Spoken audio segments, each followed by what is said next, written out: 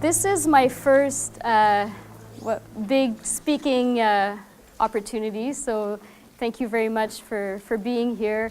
I feel very grateful and honored to come share my story with you. I have cue cards.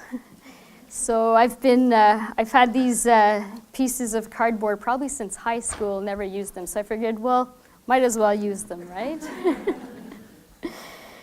So I'm a fearless introvert, and I'm totally outside of my comfort zone. But that's how I can trust life after burnout. I know what I want, and I force myself to do it, one change at a time. So that's what my talk's going to be about today. So before my second burnout, a colleague nicknamed me she nicknamed me Mushroom Girl because I brewed and drank kombucha. And anyone here drink kombucha? Yeah? So before that, I was addicted to pop, and that wasn't very good for me. So I switched to kombucha, but still, there was judgment around that. So I must say, though, that the assistant deputy minister I worked for really liked my rose petal infused kombucha. She called it a nectar of the gods. So, and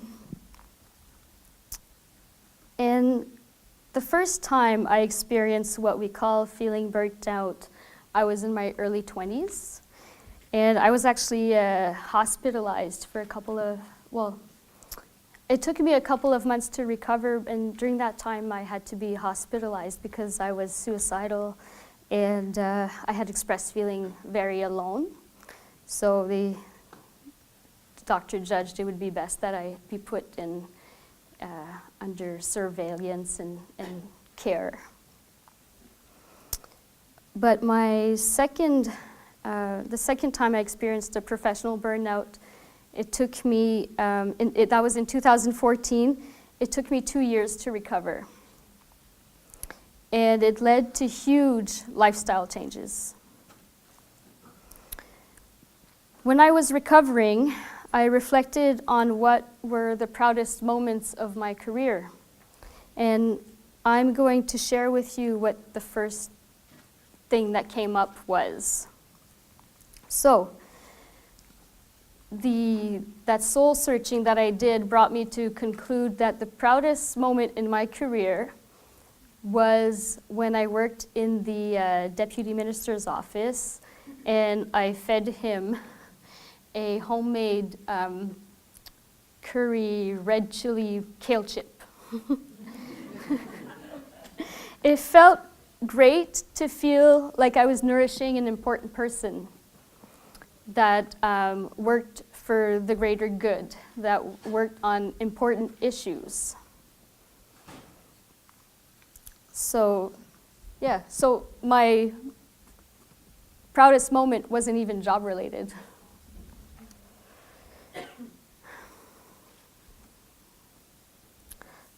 So through that realization, I learned that it's what we love and that we're passionate about that keeps us going.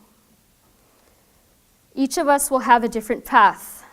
And I'm learning this with my stepsons. I have 2 stepsons and a stepdaughter. If you've been at my table today, you've met Robin, my stepdaughter. But my stepsons, I think they think I'm crazy for having left my safe job. The truth is, I was going crazy. I needed to make different choices. So our children will make choices different than ours in their lifetime, and we can only guide them. It's their right to make the choices that they want. So both my husband and I left our secure federal government jobs the same year.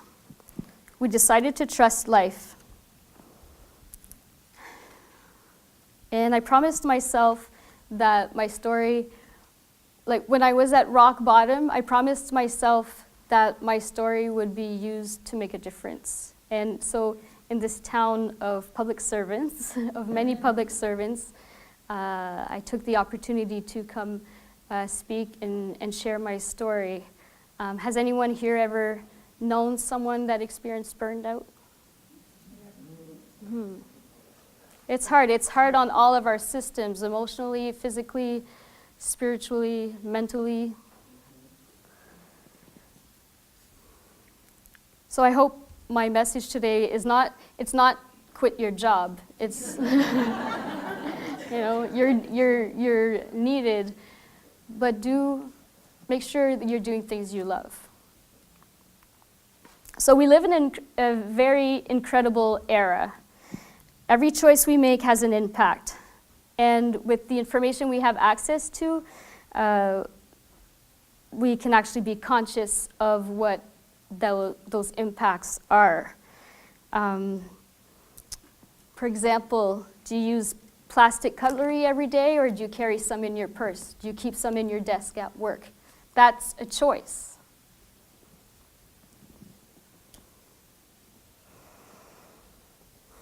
When we wake up to certain realities, note that we can't return to ignorance. There's an affirmation that changed me, and it helped increase how comfortable I was with myself, and it helped increase my own self-love. And I'm going to share that affirmation with you. It's, I choose to be free and empowered in my life choices. Would you like to repeat that all together? Awesome. I hope it rings true. So small changes do make a difference. So try and focus on what makes you feel empowered. Choices that feel good are likely better for outside of yourself as well. So the cutlery is a simple example, but I think it's one that we can all relate to. We have a very powerful reach at this incredible time. So, here's a question for you. What impact do you want to have on the world? I think it's fabulous that we all have different answers to that question, and that we can all make it happen in our own way. Personally, I place a very high value on my health and on my mental health. I've started to study Ayurveda, which is the science of food according to ancient West Indian tradition. And it explains that we are all made of the same elements. And so when you look at the earth, for example, you can't distinguish the humans from the planet. Like when you look at the earth from space, you can't say that's a human, the humans are part of the planet.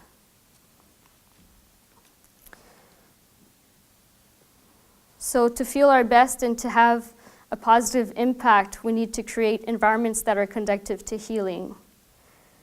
Yet we've been bred to sacrifice ourselves, especially women, I think. And that's basically why I burn out, because I didn't have that awareness of what I'm made of, what I need, and where I want to go. I just kind of followed what I thought was expected of me, either by my parents or by society.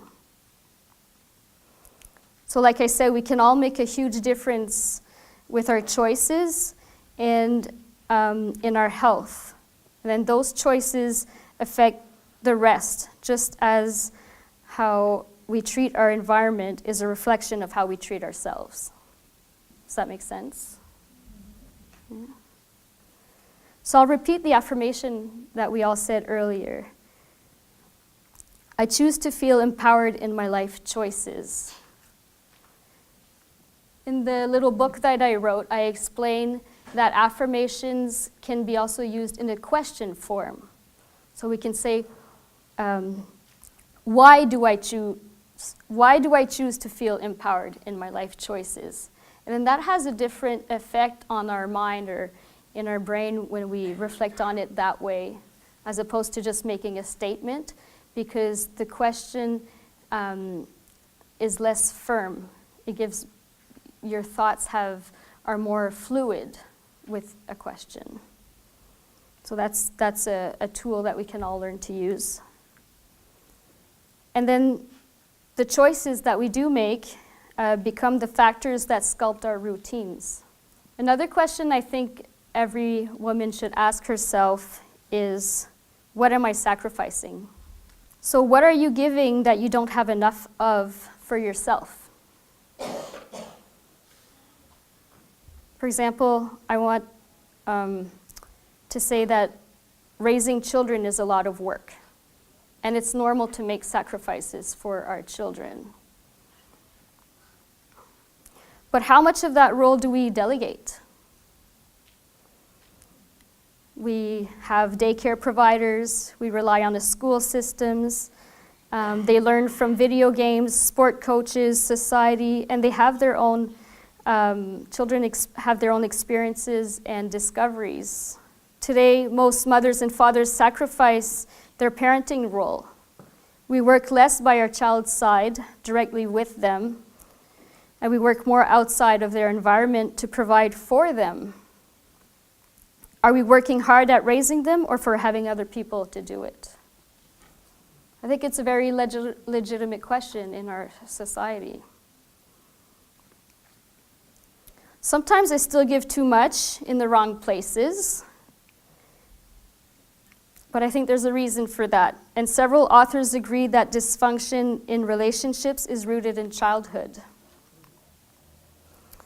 So in my workshops, in my mindfulness workshops, I talk about that, and dysfunction basically relates to addiction, disease, and abuse. And when I talk about relationships, I don't mean just relationships that we have with other people, but also the relationships we have with money, with power, with our work, and with food, for example. I'd like to mention that there's a person here that was actually a colleague of mine when I burnt out, and I'm very grateful that she's here, that she gets to see me in this different space that I'm in. And when I had my first burnt out, there's someone here that I met today for the first time that has the same work that I had at that time. So that's really special for me. And it feels like I've evolved a lot, and I see, and it's great that people doing those things in those environments are interested in being at an event like this. I think that's really great. So I wanted my talk today to really not be about what dragged me down and hurt me, but more about what saved me. So my burnout in 2014 led to crucial realizations in 2016. And basically that's that being intentionally mindful of our thoughts and actions and teaching mindfulness techniques and habits is of benefit to our race. Because I wasn't taught any of those things. Tools like meditation, yoga, taking our time, mindful eating, things like that, they're tools that can help us evolve away from tyranny that is and unsustainable to power, and move into more compassion for self and cooperation with others. And our success in doing that will depend on how we handle ourselves personally, how we make our own decisions. A lot of us still believe the 4 myths of madness. Have you heard that term before? No. Here they are, the 4 myths of madness. One is, I can make you happy. 2, you can make me happy. 3, I can make you unhappy. And the 4th one is, you can make me unhappy. So time and time again, we can believe some of those things, but they're myths. It's not true.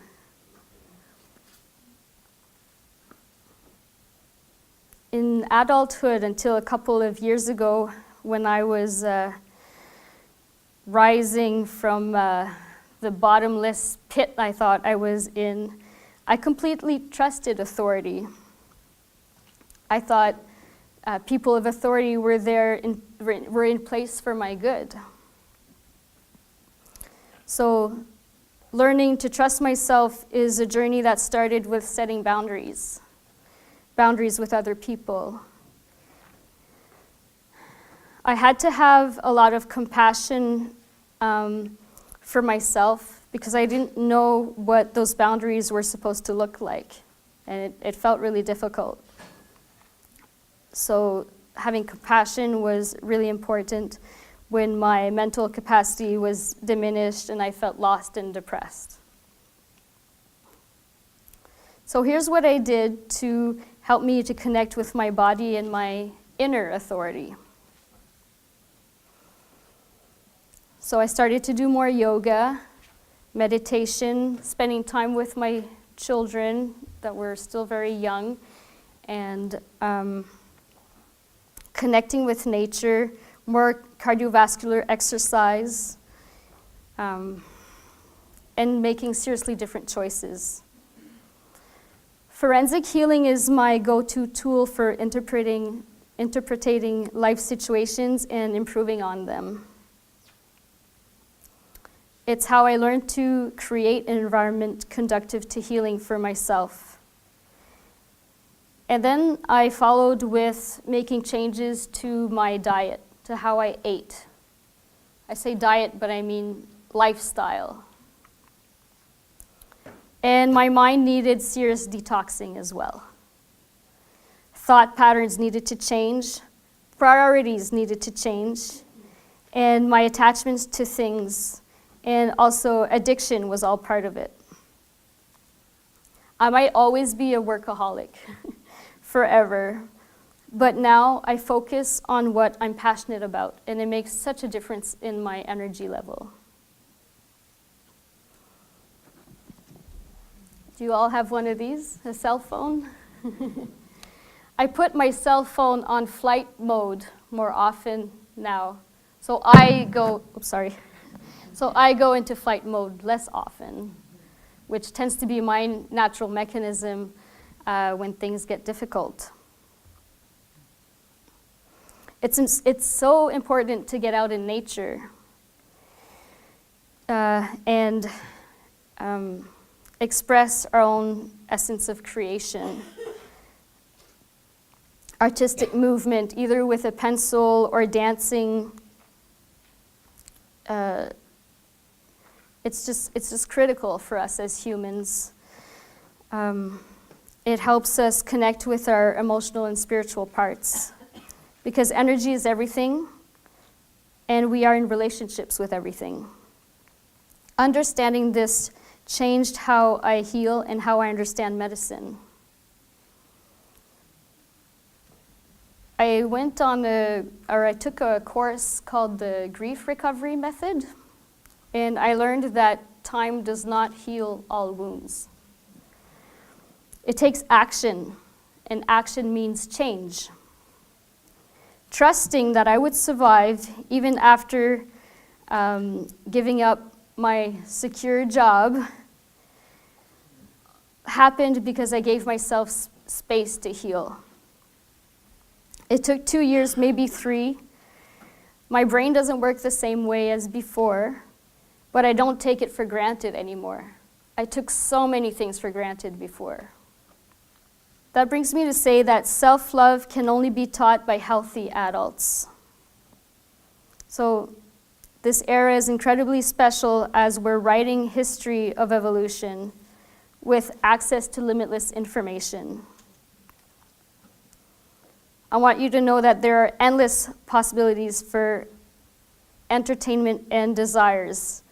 Yet looking within is a real skill to develop. So having said that, I've developed huge trust issues. So in this talk, I've mentioned what I used to trust. I'm going to say what I trust now, and I'm going to talk about what I don't trust. I don't trust that doctors serve my wholeness and well-being. I don't trust that government cares about the earth more than corporations. I don't trust people who poison themselves and their children to make decisions that serve humanity well. I don't trust schools to educate. Now that I've awakened to this and feel it, I can't go back to not knowing it. I can't go back to ignorance. You might or might not agree with me, and that's fine. It's really completely okay. We all have our own paths and needs. From my experience, this is what I feel. Here's what I do trust.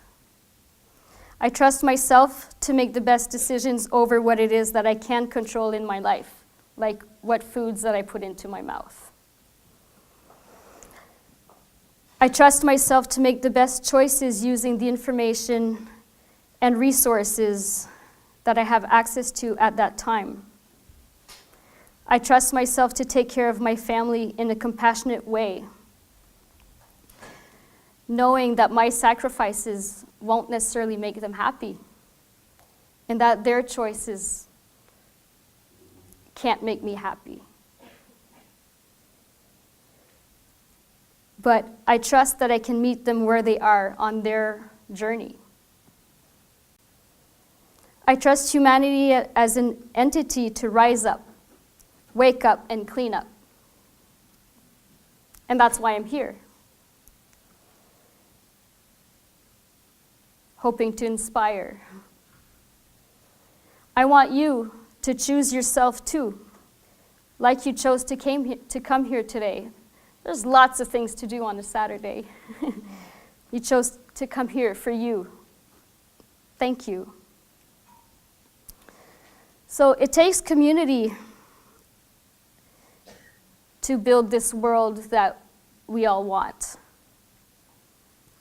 But warriors need to know how to walk alone, knowing that they're always connected to source, connected spiritually, connected to nature, connected to other people. You have to be able to stand on your own 2 feet and make the choices that are right for you, and know that it's okay for someone else to make different choices.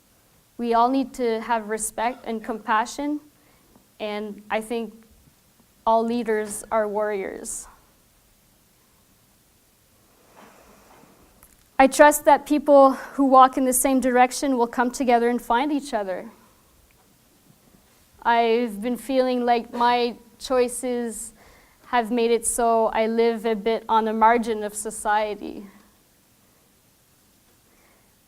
But when you value health and serenity, you need to trust yourself in a way that's probably never been taught to you. So I trust that my ideals will become mainstream. Lifestyle changes take time, effort, consistency. And those are the changes that will bring healing. Forensic healing, which is the energy work modality that I practice, is only taught to women. Because the person who put it all together says that as women, if we can heal ourselves, we can heal the world. We'll heal the children, we'll heal the men, we'll heal the planet, just by starting with ourselves. One woman at a time. So my compassion, my dedication, and my trust that we can lead ourselves to live our best life means that we can save the human race. I trust that after burnout, I can thrive. And I'm so proud of my progress, even if I'm using cue cards. This path I'm walking on is marvelous. I trust our children are in good hands. And again, we're fortunate to be in this era of surplus. It's up to us to manage ourselves, our reactions, our resources. And we have a lifetime to learn to do it. I also trust that when our society has had enough of pain, we will decide to heal, one fearless woman at a time. Thank you. Nathalie Beaupre.